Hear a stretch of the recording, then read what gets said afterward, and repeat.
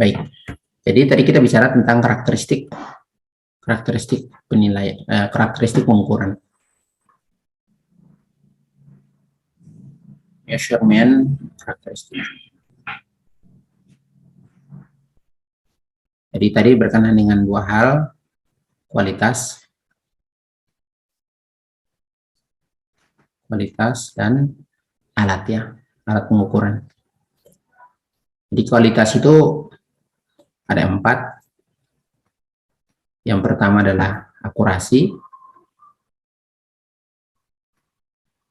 Yang kedua adalah bermanfaat, usefulness. Yang ketiga, easy interpretation, mudah untuk diinterpretasi. Mudah diinterpretasi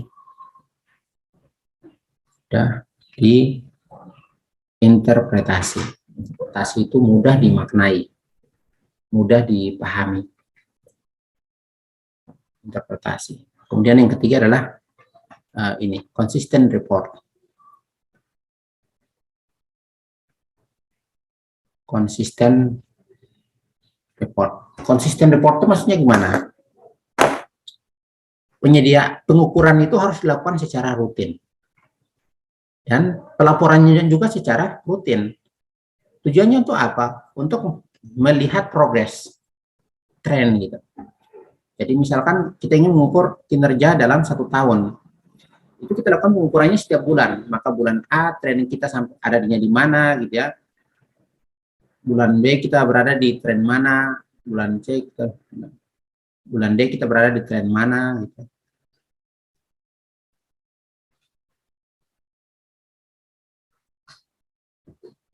Jadi harus disiapkan secara rutin. Misalkan ini Januari, ini Februari, ini Maret, seterusnya gitu. Jadi harus rutin. Konsisten, apa kita bisa melihat tren progresnya. Apakah dia bersifat fluktuatif, atau dia menurun, atau dia linear gitu. Dan itu jadikan. Jangan sampai bulan ini ada, bulan depan tidak ada pelaporan, bulan depan ada lagi, bulan depan lagi, 2 bulan kemudian tidak ada, hilang gitu. Itu adalah contoh praktek pengukuran yang kurang baik. Tapi kalau dia baik, dia harus menyediakan laporan itu secara konsisten, terus menerus. Tergantung rentang waktu pelaporan yang diinginkan. Apakah per hari, per minggu, 2 minggu, per bulan, per semester, atau per tahun.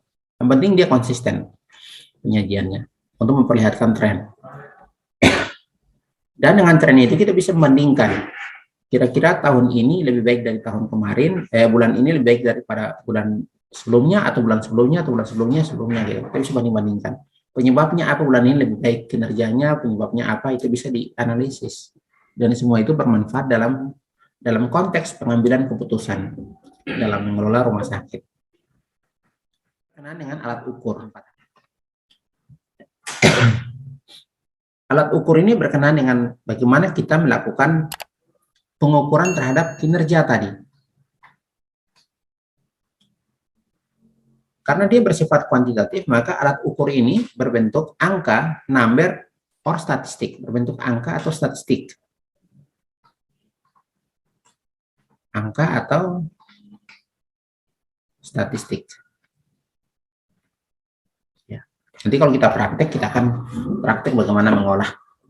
Jadi setelah kita survei lapangan, kita kumpul, kita olah, kemudian kita sajikan. Ada 4 alat ukur yang biasanya digunakan dalam mengukur kinerja.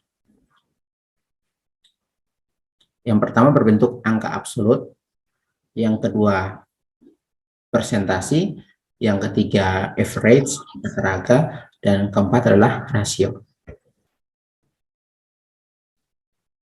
Ada yang tahu angka absolut itu seperti apa?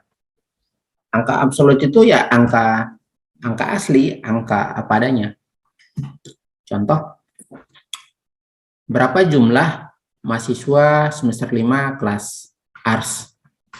25, Pak. 25. 25 itu adalah angka absolut.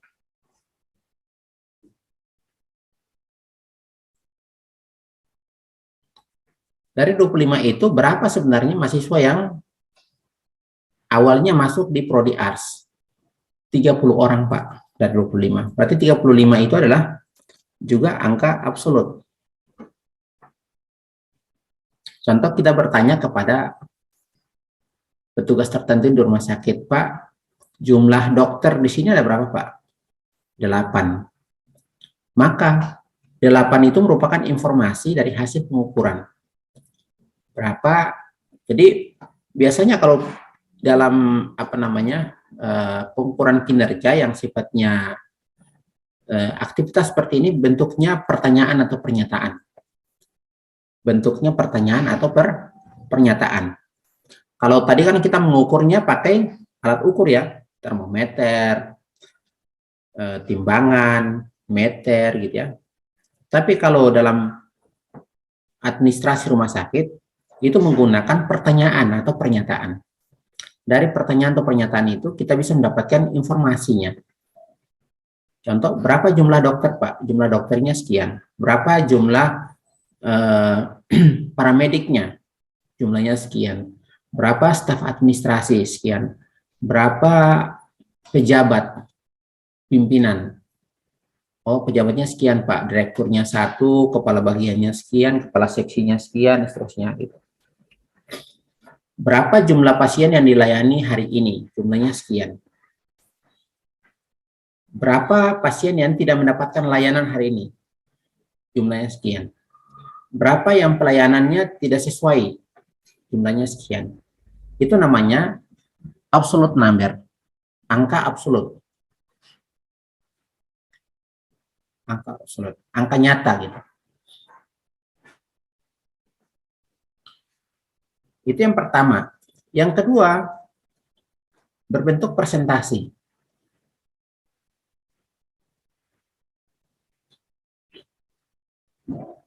Presentasi.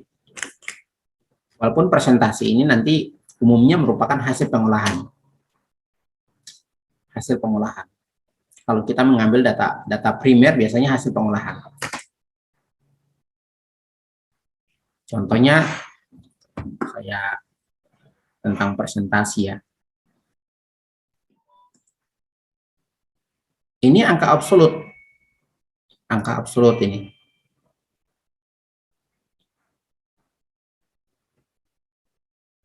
Tapi kalau kita mengubahnya menjadi presentasi atau dalam statistika namanya frekuensi relatif. Frekuensi relatif.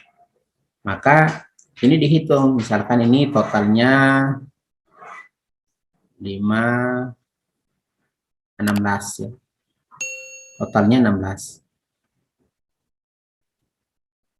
Yang sangat puas 5. Yang puas 7. Yang tidak puas atau kurang puas 4. Totalnya berapa totalnya? 16. Ketika ini diubah menjadi presentasi, berarti 5 dibagi 16 dikali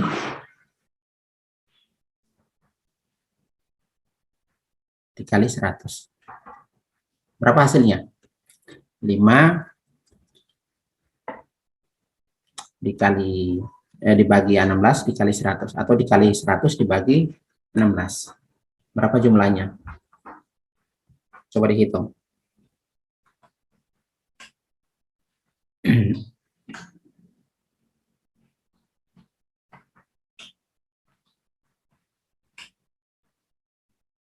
Berapa jumlahnya? 1,25, Pak. Berapa? 31,25, Pak. Oke, kita bulatkan saja 31. 31%. Kalau yang di bawah berapa? Yang puas. 7 kali 100 bagi 16 atau bagi 16 dikali 100.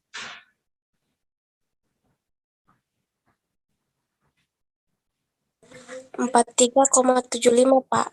Oke, 43. Kita bulatkan saja 44,75. Kalau yang di bawah berapa? 4 kali 100 bagi 16.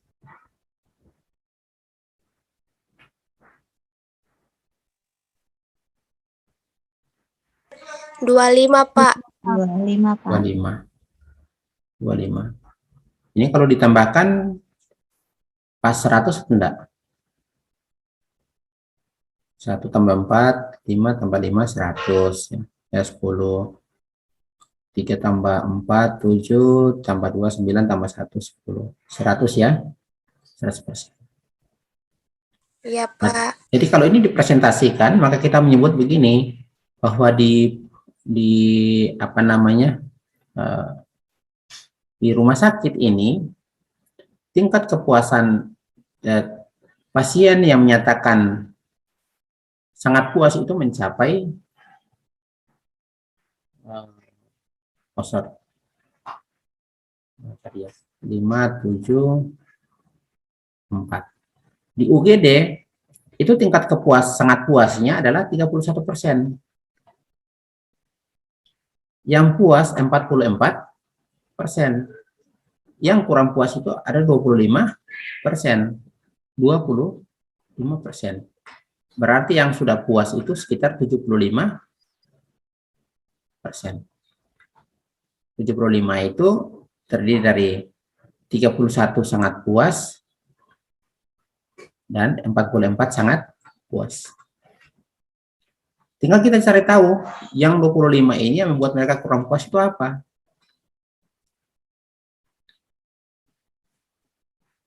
Itu disebut dengan pengukuran menggunakan presentasi. Jadi penyajiannya bisa menggunakan angka absolut seperti ini, bisa juga menggunakan presentasi. Dan kalau dalam informasi statistik umumnya mereka menggunakan angka ini, presentasi.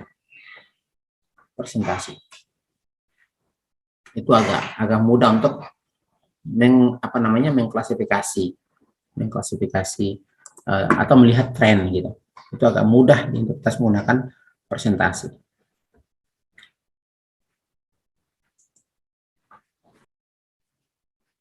Kemudian yang ketiga itu menggunakan rata-rata, average, rata-rata.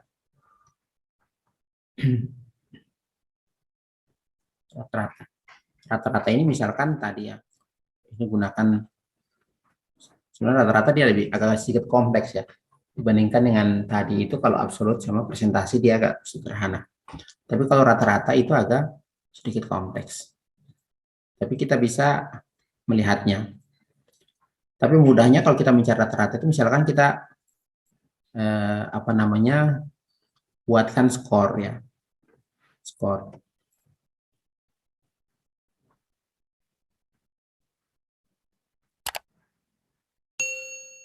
Lima,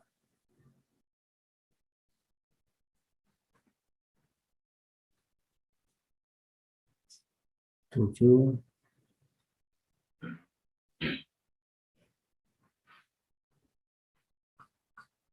4. Kalau dia sederhana mencari rata-rata itu kan ini ditambah ya, ini tambah ini nanti dibagi 3. Hasilnya berapa itu nanti dapat hasil rata-rata. Rata-ratanya berapa? Cuma ini kan dia pernyataan multi, sangat puas, tidak puas, jadi harus dicari menggunakan formula sendiri. Yang paling sederhana itu misalkan ada IP. Nilai mahasiswa dalam satu kelas berapa? Ada yang 90, ada yang 95, ada yang sekian gitu. Nanti semua nilai itu ada yang dapat 50 gitu. Semua itu ditambahkan kemudian dibagi sejumlah itu, misalkan jumlahnya sekitar 15. Nanti dapat rata-rata nilai mahasiswa itu adalah 70. Berarti itu adalah rata-rata. Dan biasanya yang di atas rata-rata itu dianggap baik, dan di bawah rata-rata itu dianggap kurang.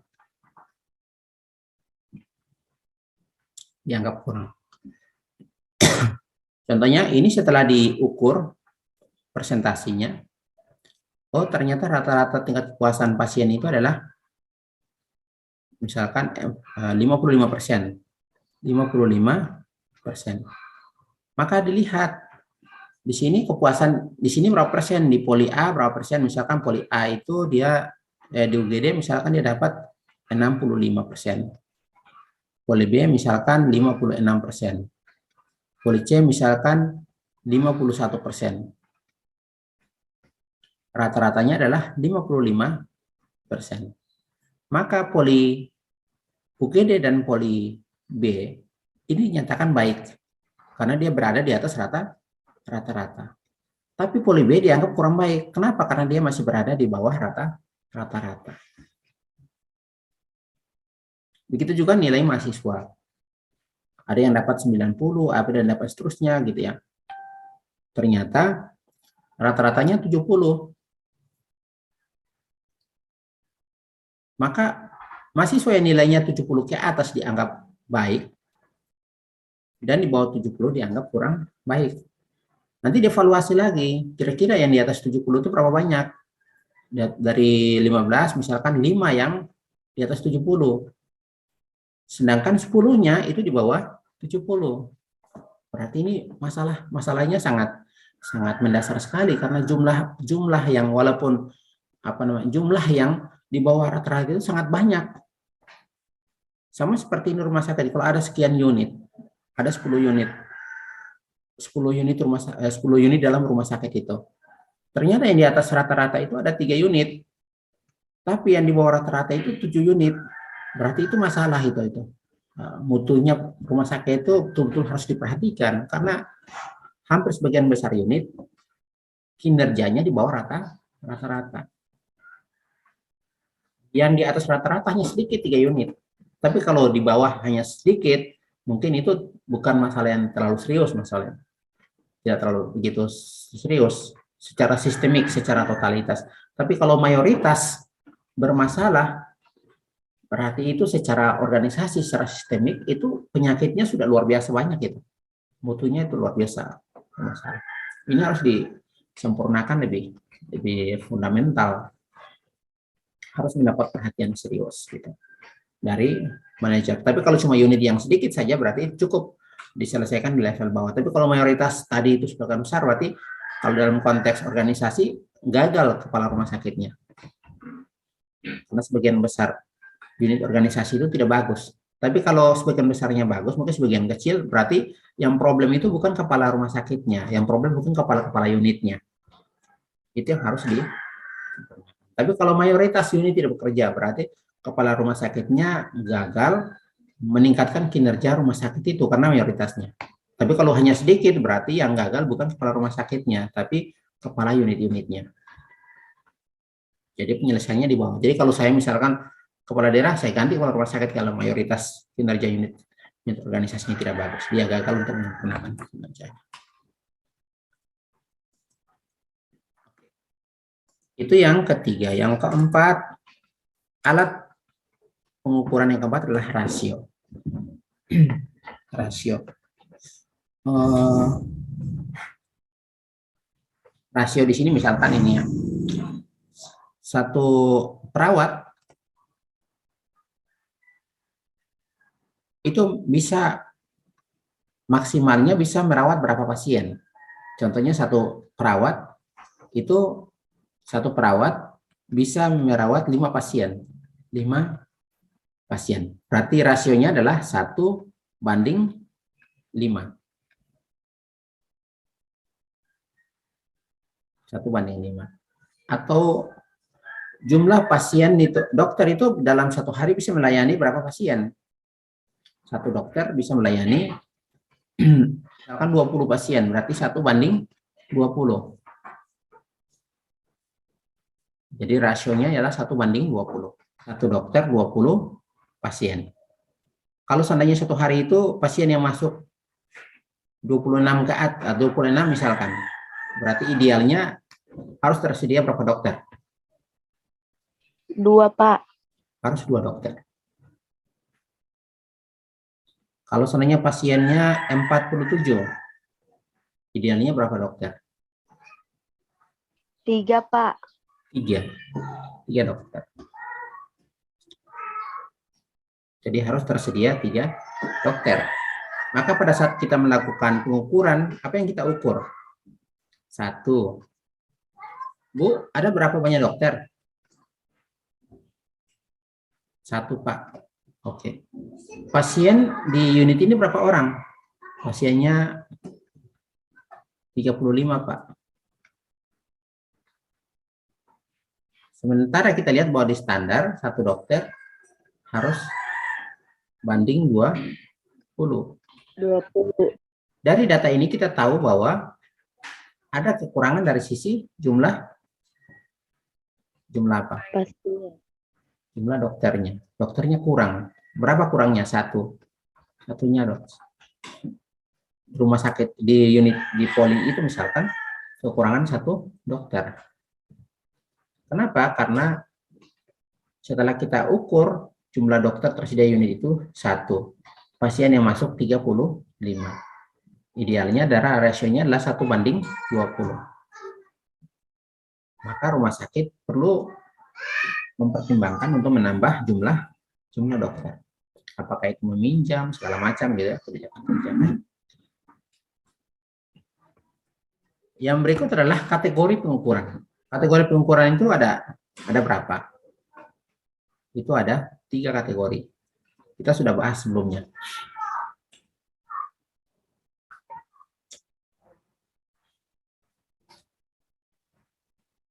Ada 3 kategori pengukuran di rumah sakit secara umum.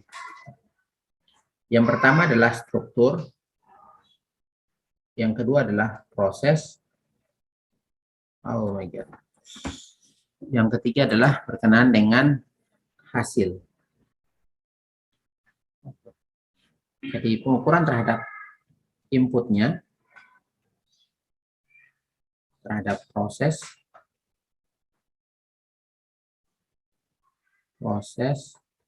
dan outcome.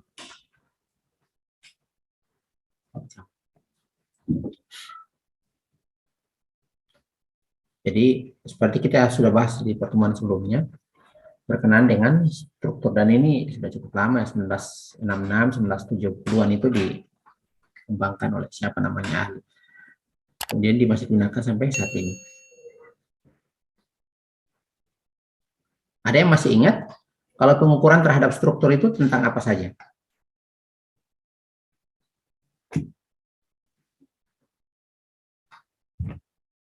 Pengukuran terhadap struktur itu tentang apa saja?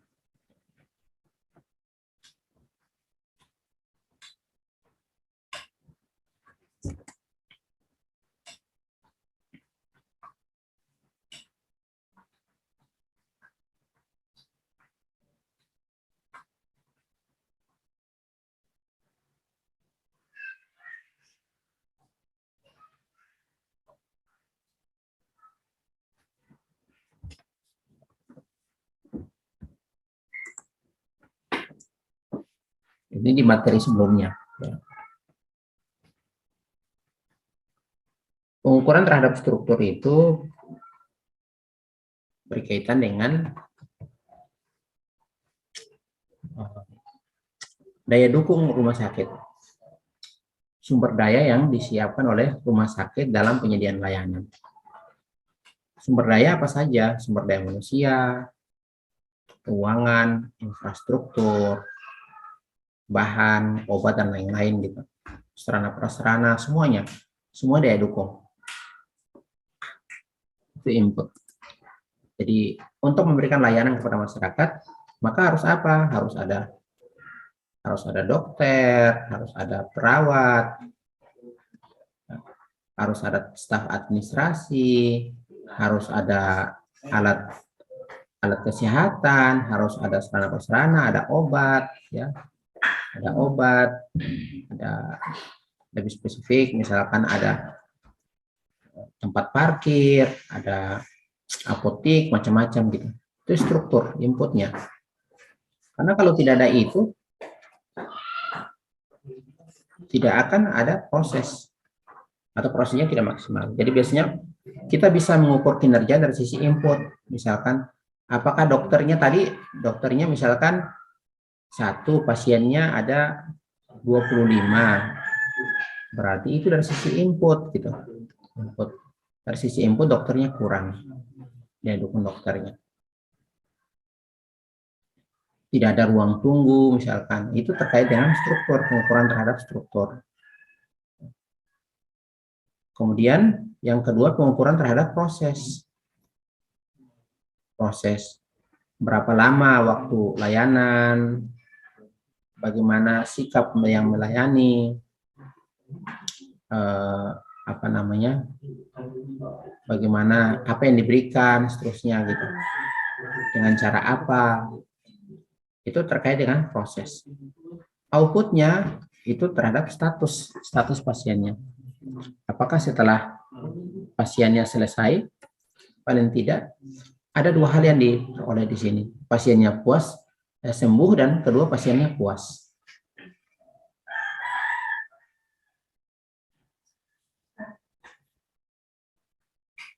Jadi kalau penilaian terhadap input itu kinerja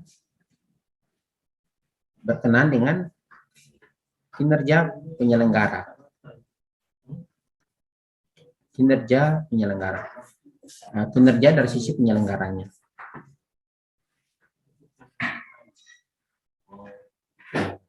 Tapi kalau proses itu dari sisi yang dilayani. Jadi biasanya kalau proses itu penilaian lebih kepada kepuasan pasien.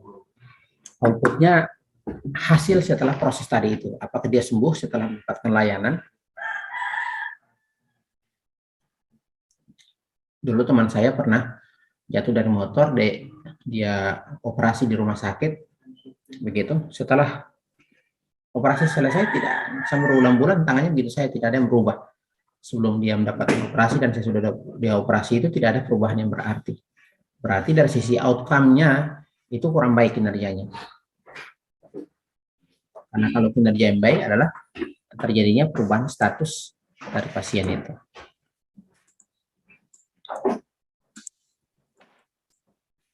Jadi kalau nanti kalian mau meneliti tentang mutu pelayanan di rumah sakit, bisa kalian teliti tiga-tiganya, atau bisa juga konsen ke salah satu saja.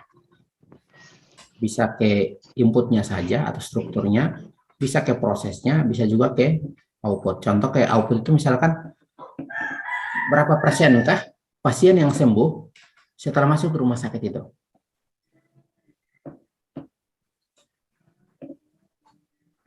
Jadi dihitung, disurvei berapa orang gitu, ambil sampel, misalkan 100 orang. 100 orang itu apa jenis penyakitnya, setelah masuk, keluar dia nyatakan apakah dia sembuh atau tidak. Dari, misalkan kita sajikan dalam bentuk presentasi. Misalkan 65 menyatakan sembuh, 75 menyatakan tidak sembuh. Berarti, masih berada di tataran ini gitu. Tapi kalau misalkan 50 sembuh, 50 tidak sembuh, berarti kinerjanya masih rendah.